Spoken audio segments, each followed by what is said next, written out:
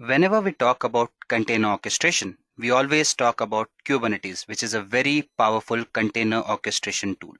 Similarly, when we talk about cloud computing, we can always think of Microsoft Azure, which is one of the leading cloud service providers in the market. Now, when we combine these two, we get a service called as Azure Kubernetes Service, which is a highly popular cloud container orchestration service. Now, what it is and what all it can do. In this Azure Kubernetes Service tutorial, we'd be discussing this topic to the very core. Talking about the agenda, we'd be talking about following pointers. We'd start by understanding what Azure Kubernetes is, but to understand that, we would need to get into the details of topics like how software development and deployment has evolved. Post that, we'd also understand virtual machines and containers. We'd understand how Kubernetes works to the core. Post that, we'll discuss AKS and understand how it is different from Kubernetes. And then we'd go ahead and take a look at a use case that tells us how Azure Kubernetes Service has helped customers around the globe. And finally, we would finish things off with a demo where we would understand how we can actually go ahead and spawn container images using Azure Kubernetes Service. So let us not waste any time and quickly get started.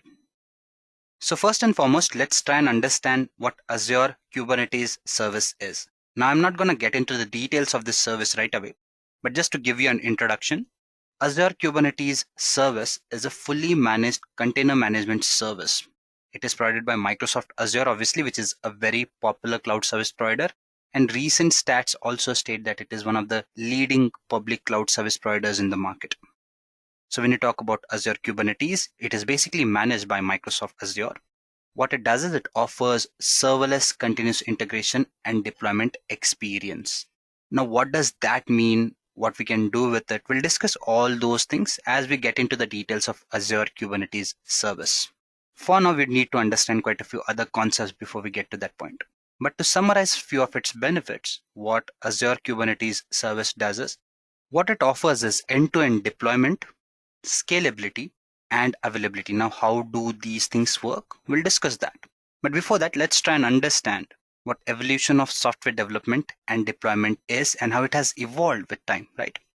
So we all know how applications were built and how they've progressed with time, right? So if you talk about the popular ways in which software development and deployment has evolved, we all think of waterfall model, agile model, and DevOps, which is the current way in which we basically go ahead and deploy applications, right? Or basically not only develop, but also maintain, monitor, and deploy applications, right?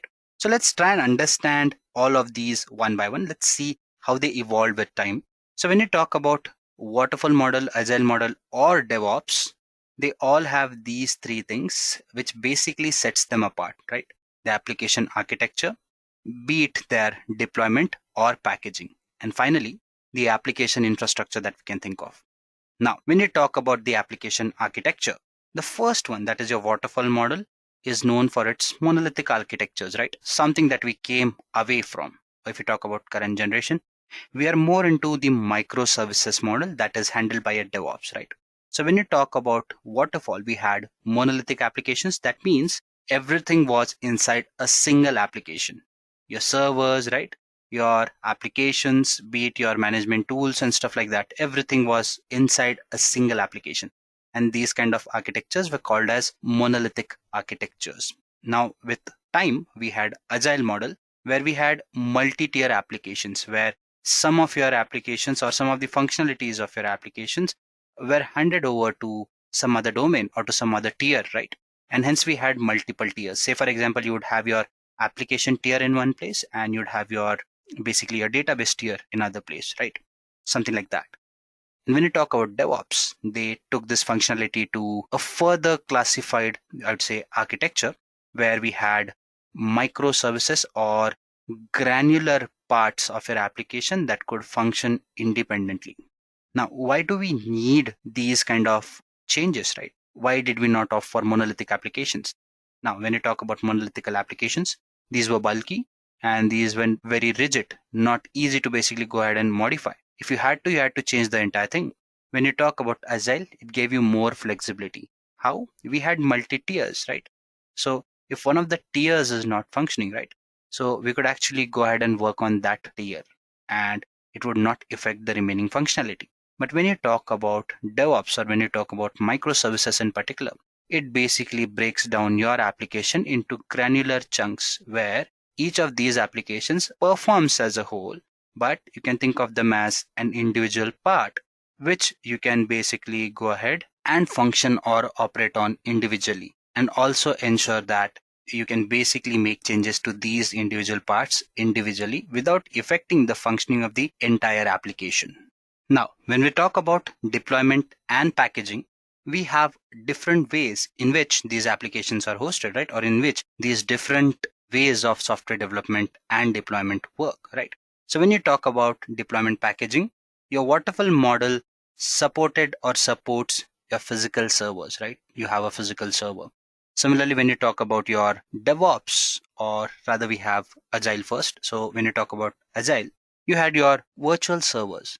Now, if you talk about cloud computing, yes, to some extent, it supports virtualization, but back in those days, virtual servers were a little different. So if you talk about Agile model, it basically lies on a deployment model which is based on virtual servers. When you talk about microservices, on the other hand, they are more based on containers kind of an deployment is what I would say. Similarly, if you go ahead and discuss their application infrastructure, now for your waterfall models, we had data centers that basically had all these applications being hosted, right? Your monolithic applications. Similarly, when you talk about Agile, we mostly move to the hosted platforms, right? And when you talk about current microservices or your container infrastructure, we talk about cloud hosting. And that is why we've come up with this session where we'd be understanding how containers work on top of cloud. That is your Kubernetes orchestration tool. In this case, would be working on our Microsoft Azure Cloud Platform. So I believe the evolution of development and deployment is clear to you all. Let us now go ahead and understand or discuss some of the other bits that are there on our plate. Now, before we actually go ahead and understand how Kubernetes works, right, and why are we talking about containers and stuff, we need to understand how containers are different from virtual machines, because virtual machines are something that people have been using and many of them have migrated to containers. Why? Because both of them, they have their benefits and reasons for these benefits. So let us try and understand how a container is different from a virtual machine. More than a comparison, it is just understanding how they're different from each other. Now, this image should give you an understanding as to how these two things are different. The one on the left hand side, you have your container, and on the right hand side, you have your virtual machine. Now, when you talk about virtual machine, what a virtual machine does is, on top of your server, it lets you host your guest operating systems. To give you an example, when you talk about a service, right, or if you talk about a cloud platform like Microsoft Azure, where you have Azure virtual machines, which again lets you spawn instances or virtual machines. Now, these virtual machines or instances can have different guest OSs. Say, for example, if you launch a virtual machine that basically has a guest OS of Linux, and there's another virtual machine that has a guest OS of your Windows, right?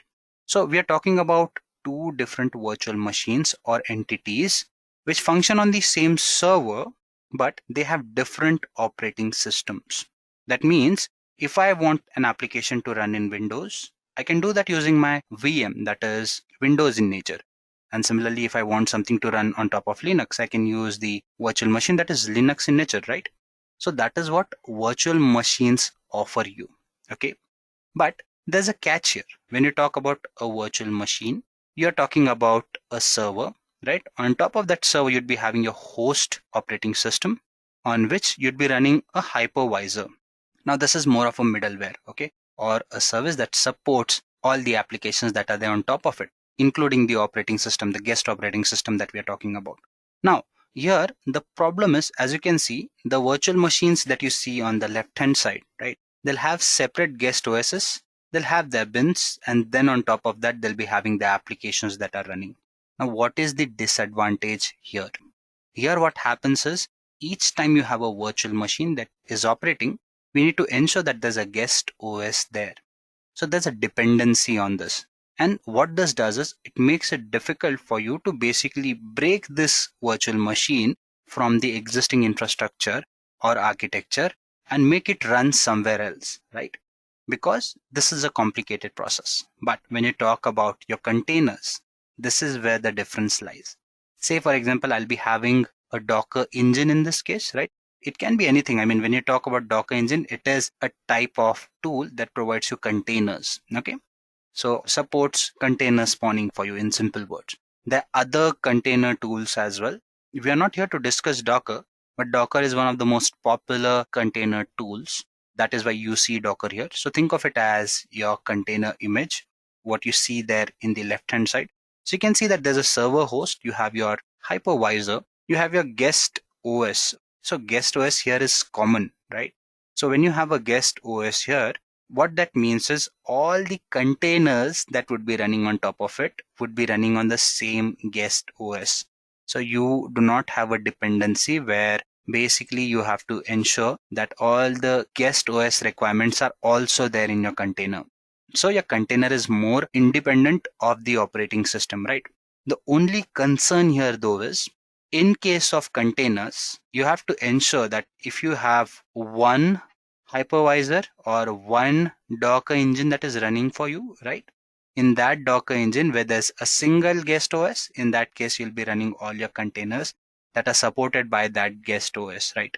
Now, if my guest OS is Windows, I cannot expect myself to run Linux containers there. I'm just giving you an example, okay? So there's a drawback there. But the benefit here is, right, since your applications, your bins and your library files are independent, you can package them in a container and move them across easily. So you can run it on other Docker engines as well to support your claim. What that does is, since you have this freedom here where you're not dependent on your guest OS, right, or you do not have a guest OS inside your container, you get certain benefits. It makes your containers faster, okay, makes them reliable, and at the same time makes them efficient. So that is what basically containers are, and that is how they're different from virtual machines. So I hope by now the point here is clear to you all, as in how do these things function. Okay, let us now go ahead and understand the other bits. So now let us try and understand what Kubernetes is, right? Because many of us know that it is a container orchestration tool. We always try to compare it with Docker, which may not be the rightest things to do, or the best things to do rather. Why is that? Let's try and understand that, as in what is Kubernetes, why do we need it, and is it same as Docker or not? Okay. Now, here are few things that would tell us why do we need Kubernetes, and how it is different from Docker is something that I would discuss in this bit itself. Now, when you talk about Kubernetes, it is used for container communication. Now, this is where it is different from Docker. When you talk about Docker, it is something that lets you basically set up containers and work with containers. Okay. When you talk about Kubernetes, it is something that lets you manage these containers, be it your Docker containers or be it other kind of containers as well. So that is what Kubernetes does for you. Now, let us try and understand why do we need something like Kubernetes to manage these containers, be it a Docker container or be it any other container. Now, when you talk about containers, they cannot communicate with each other. They need help to do that. This is where a tool like Kubernetes comes into picture.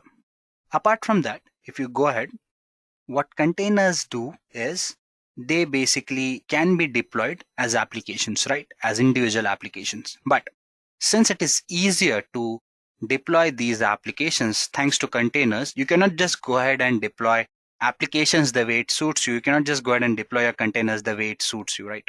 There has to be a process behind it. You need to understand what containers to spawn, what to schedule, what to release, right? I mean, what to deploy rather. So to do that, this is where Kubernetes again comes into picture. Third bit here is careful container management. Now, what do you mean by careful container management? It again is similar to what we discussed, right? As we talked about how deployment works. Similarly, we also need to understand how container management works, right? When you talk about containers, there are quite a few pointers that come into picture. Now, at the start, when I talked about Azure Kubernetes Service, you realize that there were certain pointers that talked about, I mean, there were some highlights or features there on the first slide that showed you it helps you in better deployment, right? And quite a few other things. So when you talk about those pointers, right, what services like Kubernetes do is they ensure that your deployment is happening properly. You are able to deploy multiple applications, right? And you are also able to track whether these applications are up and functioning, whether one of these applications is dead. Do you need to work on it, right? So you get this kind of management when you talk about Kubernetes. Enable auto scaling. To give you an example, let's assume that you have an application that basically deals with 3 servers. Now, let's assume that that application does very well, right? In this case, you might need to scale that application.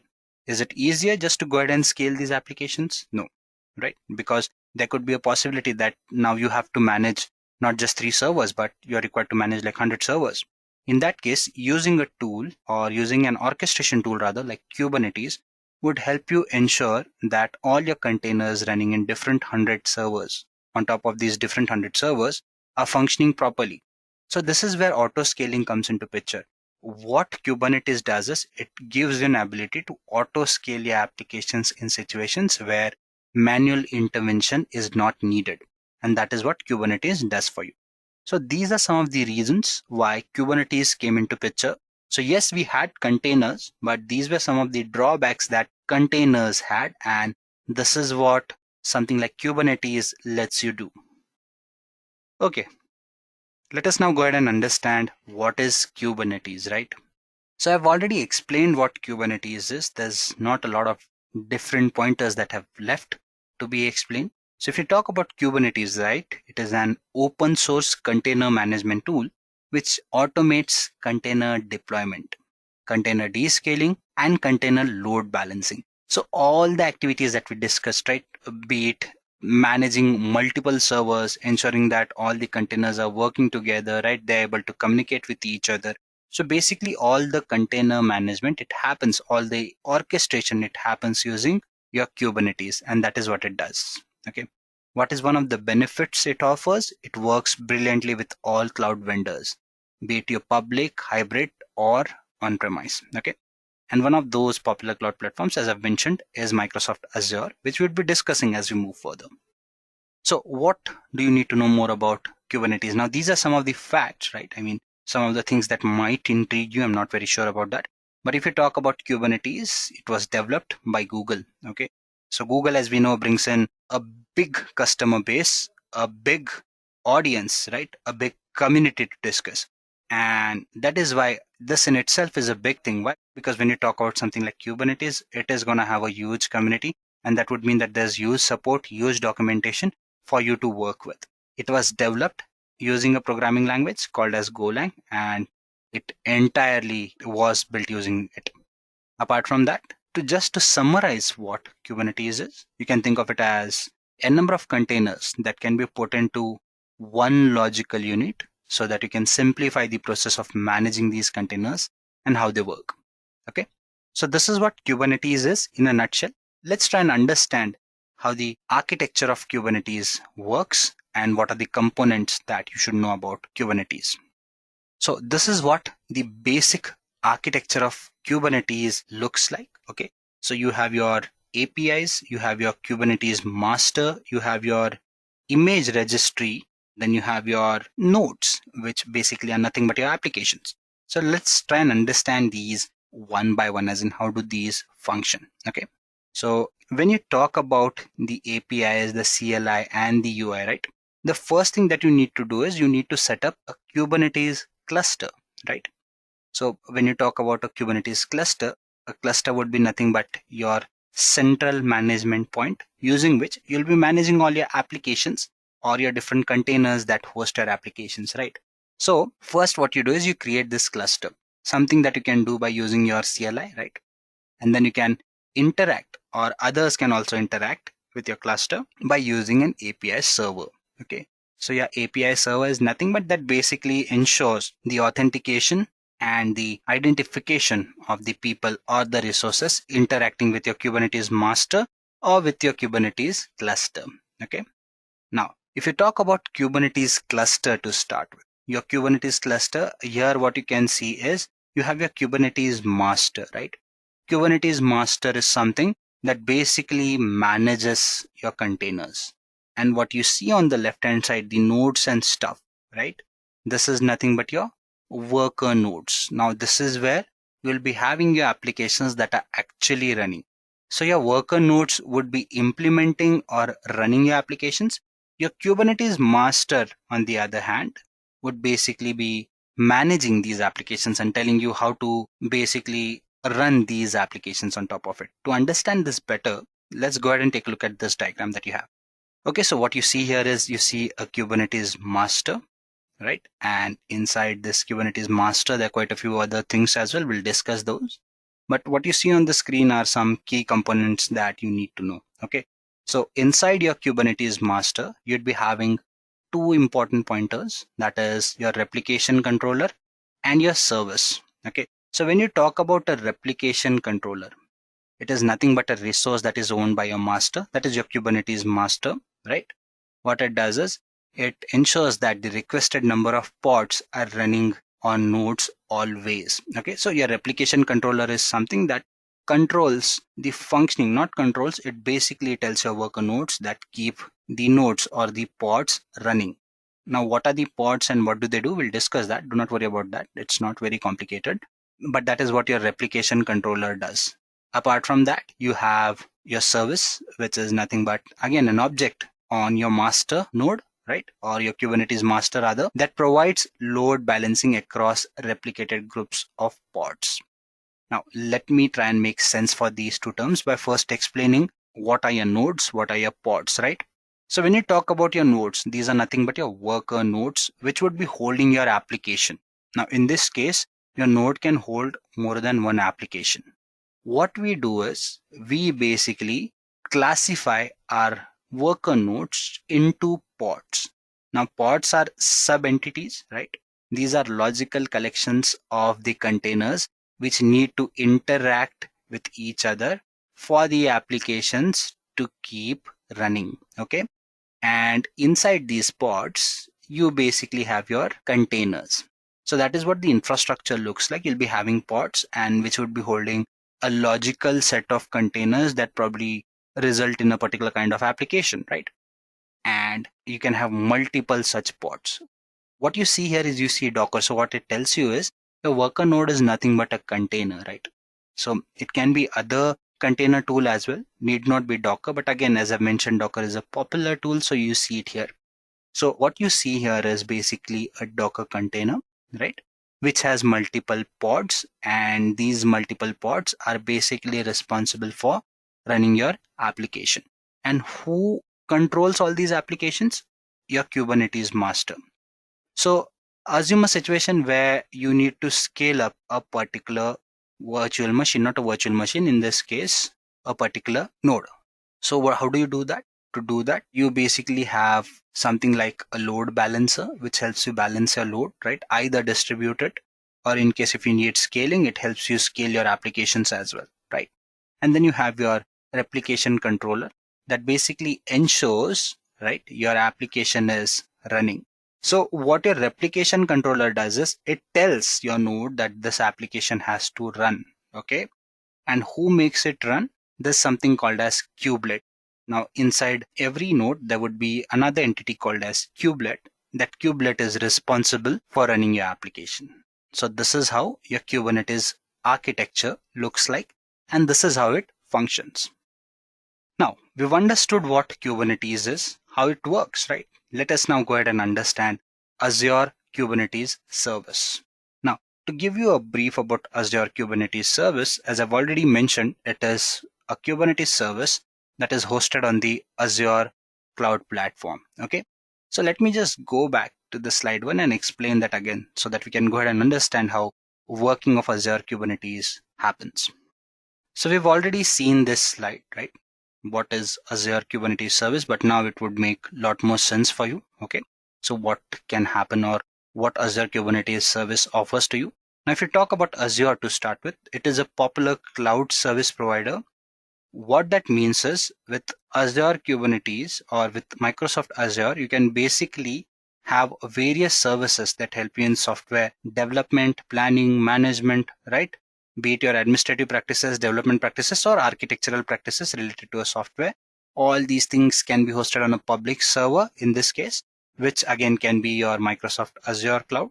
Now, what it does is it basically gives you all the services that are needed to carry out all the actions that I just mentioned, where you can rent these resources or follow a pay-as-you-go model and use these services to benefit your requirement.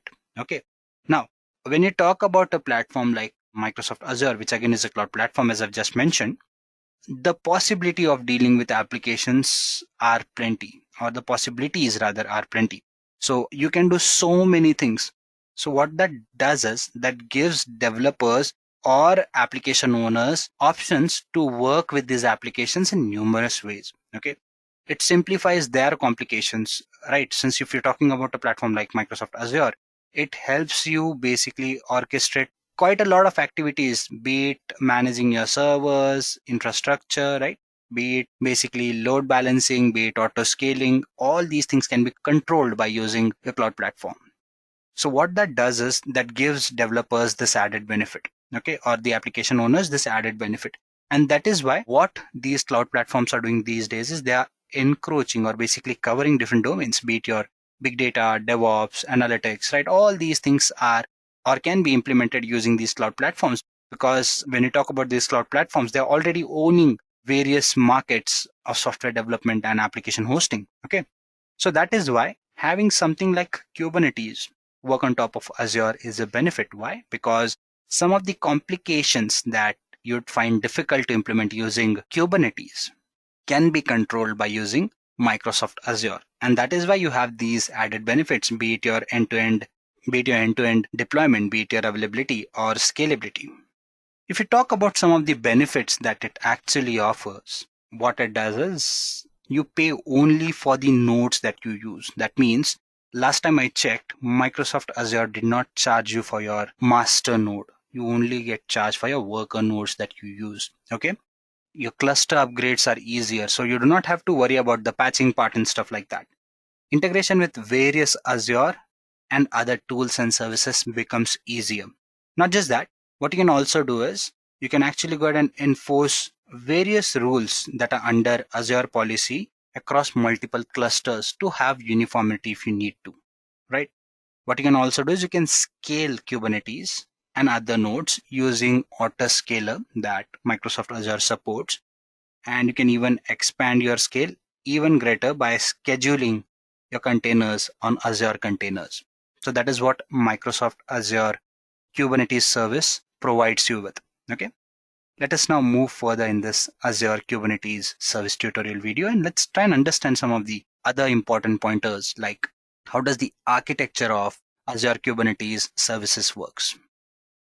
Okay, to understand the working of AKS or Azure Kubernetes Service, right? You can see this diagram on the screen. It's a fairly simple diagram and it tells you what Azure Kubernetes Service does. Okay, so we've already seen how Azure Kubernetes architecture works, right? I mean, we know what all components it has and stuff like that. This is a more detailed view.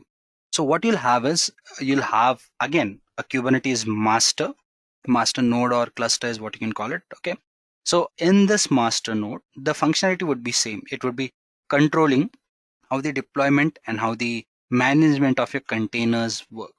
So basically, Azure will manage your master node. It will basically help you control quite a few activities that are there. As a customer, you'd be managing the applications only. There too, you would have support from Microsoft Azure. How we would understand that? Now, if you talk about the control plane, what you have here is you have your API server. Now, when you talk about your API server, what it does is it basically tells you how the underlying Kubernetes APIs are exposed. Okay. What this component basically does is it provides the interaction for your management tools, be it your Kubectl or the Kubernetes dashboard. Similarly, you have your etcd. Now, etcd basically what it does is it maintains the state of your Kubernetes. When I say the state of Kubernetes, I'm talking about the Kubernetes cluster, and basically it helps you control all the configuration that is there. This thing is highly available and it is key value based in nature. Okay. What you also have here is basically you have a scheduler. What your scheduler does is it lets you create and scale your applications to basically determine which nodes can run on what workload and stuff like that. Okay. And finally, you have your controller manager. Now, this is an important bit again. What it does is it controls or oversees a number of smaller controllers, whether they're performing their actions or not. And what it also helps you in doing is replicating the pods that you have and handling your nodal operations as well. So this is what your control plane does, and it is basically managed by your Azure. Now, what is the benefit of having Azure manage it, right? Since Azure is managing it, you do not have to worry about the configuration part, setting up part, right? Your cluster node is basically set up by Microsoft Azure, and that is what it simplifies. Then the other bit is your customer managed bit, be it your kubelet, right? Kube proxy, your container, and container runtime. To understand this better, I think this diagram should draw a clearer or a better picture for you. Okay.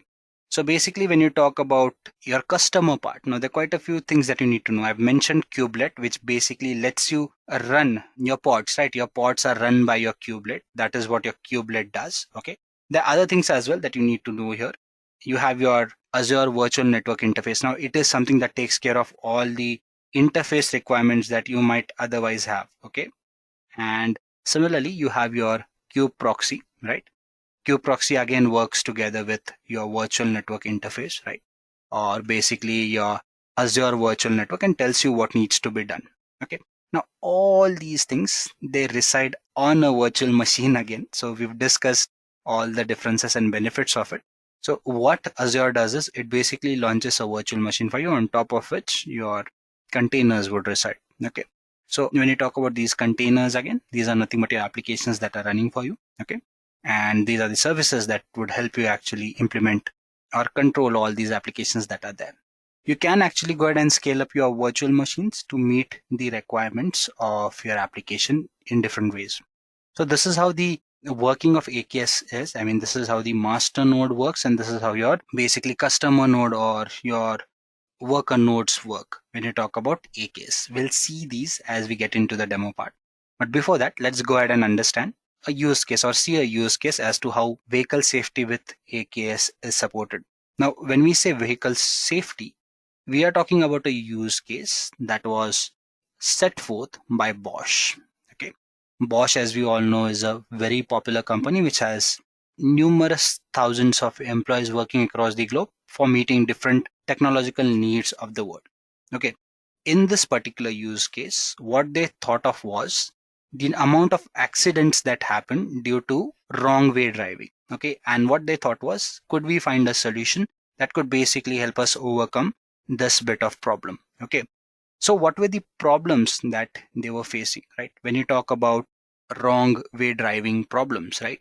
What are the issues that we face? Okay, because of wrong way driving, there could be a lot of accidents, unplanned casualties, and stuff like that. But if I am to avoid wrong way driving using technology, it's a very tedious task. The reason for that is, what I can try and do here is I can basically set up an application that notifies me of wrong way driving, right?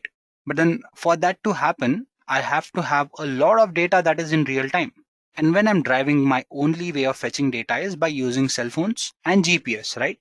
But then again, there are problems with these things. When you talk about cell phones, they basically function very well in a radius of 5 meters distance when you talk about their operational radius or their limitations when you talk about range on exchanging this data. Okay, so you can transfer data to a larger audiences. We see that through WhatsApp and stuff. But if you talk about GPS kind of data, we are talking about multiple points or multiple data that we are dealing with. And to deal with them parallelly can be a difficult task. So because of that, Bosch felt was that this was an impossible task to deal with. Why? In order to get the last piece of information out of the noisy sensor data can be a problem. And in order to develop a highly scalable and ultra flexible service to process this data in real time can also be a tedious task. What they also figured out was, to solve this problem, they needed this data in real time and in very short duration. If we could do that, we could actually go ahead and save accidents, and we could save these wrong way driving incidents. And that is why they decided to work with Microsoft Azure, which was their already supporting partner. What they also did was they ensured that they did go ahead and accommodate Azure Kubernetes service in their infrastructure. What this did was it ensured that Bosch would get repeatable, manageable clusters of containers. And since they work in such shorter durations, do not have latencies in minutes, but rather in seconds, they offered a simple form of services for them to work with. And what that ensured was they had the average time to calculate whether a driver is going the wrong way or not in milliseconds. So around 60 milliseconds they could figure out.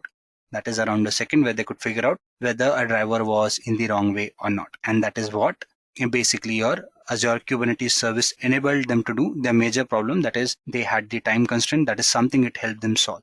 And because of that, they could come up with this wrong way driving problem solution where they basically use Microsoft Azure to host their data and basically Azure Kubernetes service to basically help them in simple provisioning, scaling of applications, and ensuring that the real-time data is made available to the drivers within a span of 60 milliseconds, which again is a big achievement.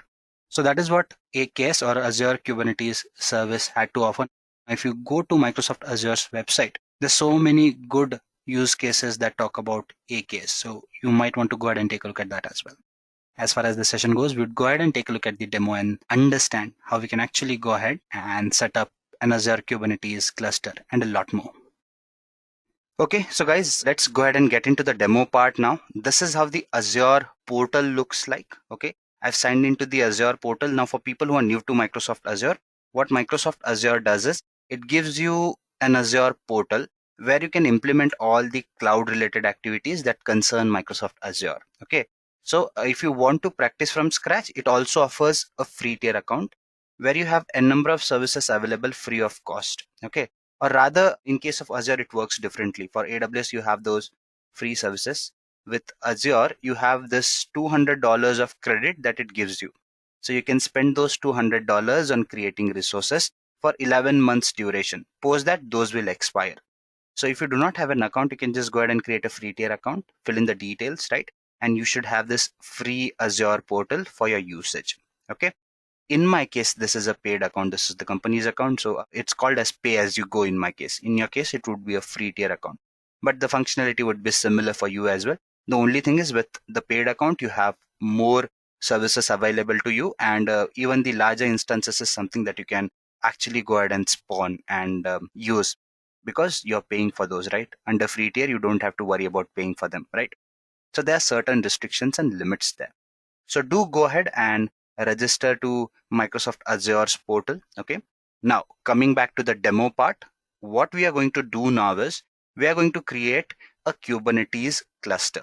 And on top of that, we are going to deploy an application. And the application would be a basic pre-built app by Microsoft Azure. We are not going to create a new app. I'll be sharing the code for the application. So do not worry about that. So we are just going to go ahead and use that pre-built code and we are going to deploy that code on top of Kubernetes cluster that we have. Okay. So the main thing to note here is we have to see how easily the cluster is created. We are not concerned about the orchestration process at all here. Everything is taken care by your Microsoft Azure, and that is what we are going to look into.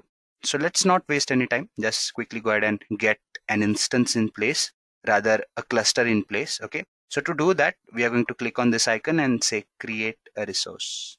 Okay. Here you can see all the service domains that are there for offering. So I'm going to click on the containers one and click on Kubernetes service. Once you do that, you see you'll be brought to this page and you'll get all the details, right?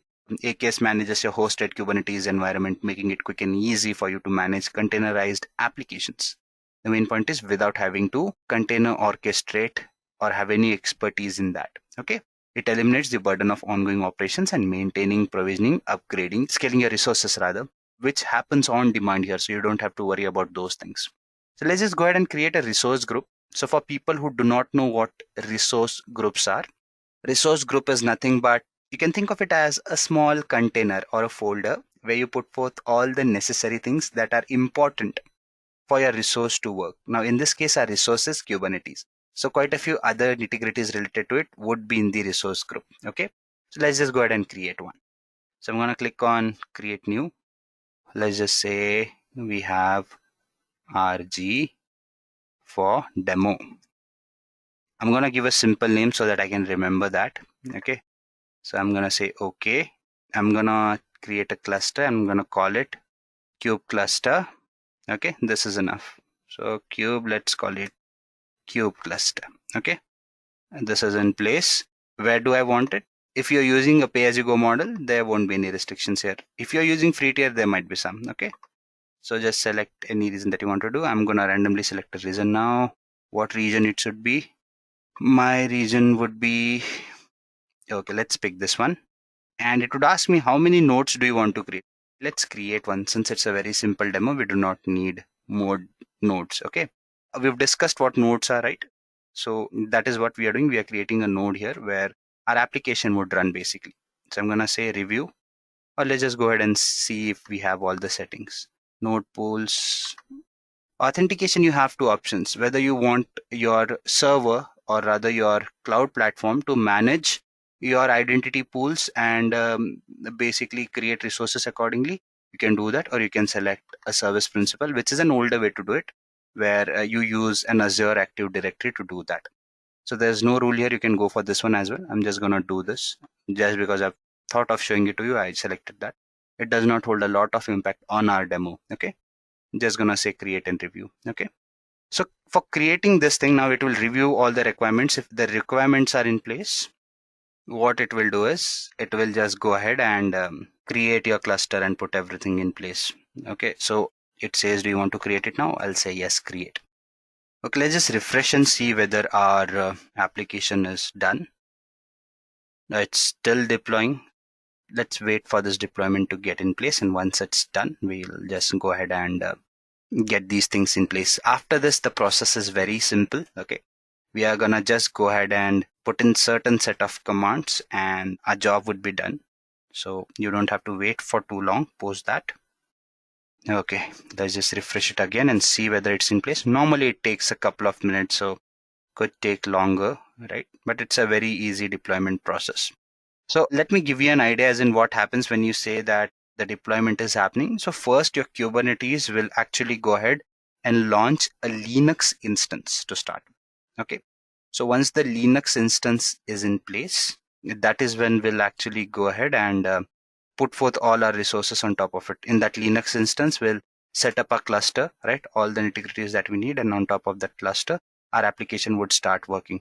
Here in this case, it would probably set up a cache, could be a Redis as well. We'll have to go ahead and look into it, whether it's that one. Okay, and then accordingly, we can go ahead and implement everything on top of that. But we don't have to get into the complications of things. It's a fairly simple process for us. Okay. Okay, let's just go ahead and refresh it once more.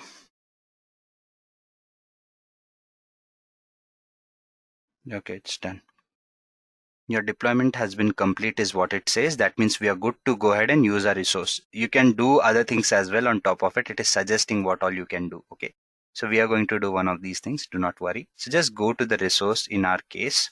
Okay, and in this resource, you can see there's all the information that you need. Okay, you'll get to know where it is hosted and stuff like that, what kind of instance it is, where it is located, everything. One node pool is what you have, right? So you have all the information to actually go ahead and connect to it. So in your case, I'm hopeful that it would happen faster than what you see in my case, or on my screen rather. You see, Cloud Shell is up and running. So let's just go ahead now and basically get credentials. Right here, let's get the credentials or merge our cluster, okay, so that we can start using it. So how do we do that? We use this command. We say AKS, okay, and in this case, what we are going to do is we are going to say get credentials. Okay, now the next thing is, what do we need? Resource group details. So I'm going to say resource dash group, and I'm going to give the resource group name, which I am certain that we should see if we just scroll up. Okay, so the resource name is RG for demo that we used. Okay, RG for demo.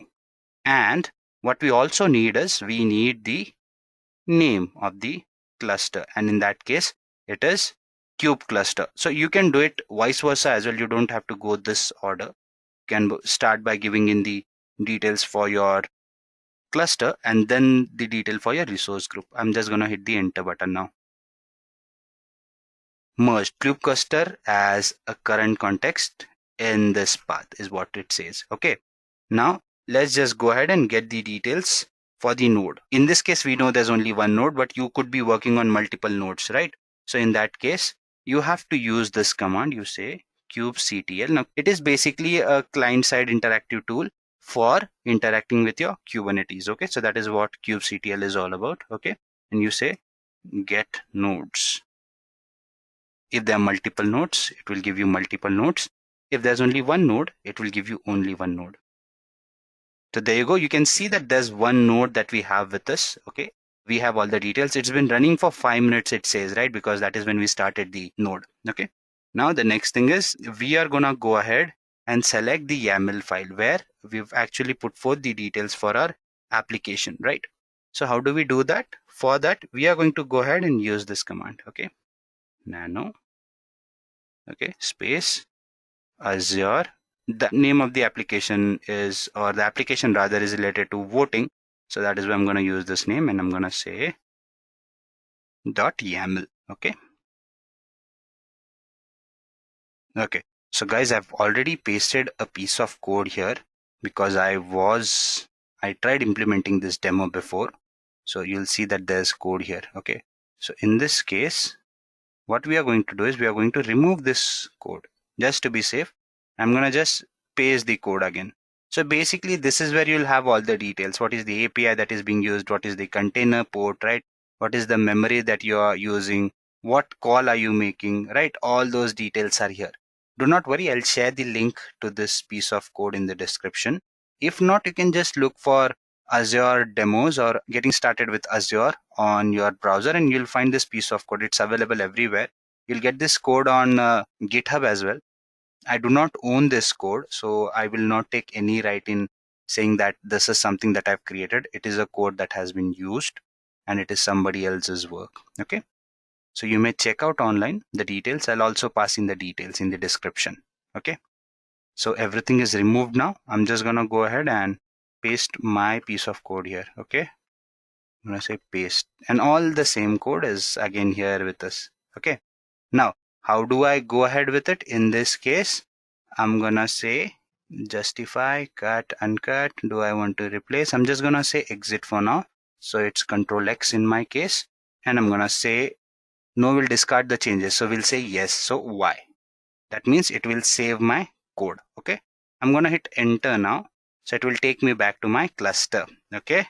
The next step is, now what we are going to do is we are going to go ahead and call out this YAML file. Okay, so once we do that, this is how we are going to do it. We're going to say kubectl again. Okay, and apply /f Azure, what was the name again, /vote dot YAML. I'm going to hit the enter button, and there you go. What it has done is it has created a vote back application. Its front is created, its back is created, right? So we need to see how it looks like, right? So we are gonna find out all the details, as in if we want to watch this app working, we need the details for it. So we are just gonna go ahead and use a command called as get service. Okay, so get service is in place, and in this case again, my app name Azure vote, but this time I want the front. Okay, so I'm gonna say front, and I'm gonna say watch and hit the enter button. I basically made a blunder here, and that blunder is we have to call this command through kubectl, right? So in this case again, we'll have to type the remaining command again. So I'm just gonna do it quickly. Okay, get service Azure vote dash front watch. And there you go, you have your external IP here. So guys, at times what you see here, your external IP, if your system is very slow, which is in my case, but I don't know how it happened, its age is only 85 seconds is what it says. So normally it takes time for you to see this external IP. Okay, but luckily we can see it. So I'm gonna just copy it here. Okay, and I'm gonna paste it here. And this way we should be able to see the application that we've created. Okay, so you can see you can vote here. One, let me vote for dogs, twice, thrice, and I can just go ahead and reset it as well. Okay, so guys, this is how you actually go ahead and create a cluster. Okay, a suggestion here would be you delete all the resources that is there. Delete this one, delete the resource group, and also the Azure Active Directory, so that you do not get charged. If you want to see what all we did here, right, and how the performance went on, Azure lets you track all the working as well, right? If you want to take a look at the insights and stuff, if you click here, you'll have all those details as well. So there you go. If I just refresh it, you should have all the details, right? How long did we use the cluster? This is where the usage started. Okay, so you'll get all these details that you want. So you can do that. So that's it. I believe this demo was clear to you people, and you got to know what things we've worked on, how we've used these things, and how basically your Kubernetes cluster works. Okay, so we've created a simple Kubernetes cluster and explored it. Ensure when you go back, you just delete. Just go to the resources and delete the resource group, the cluster, and the Active Directory, if any. Okay, so that's it from my end. I hope you all enjoyed this session. Thank you. Bye-bye.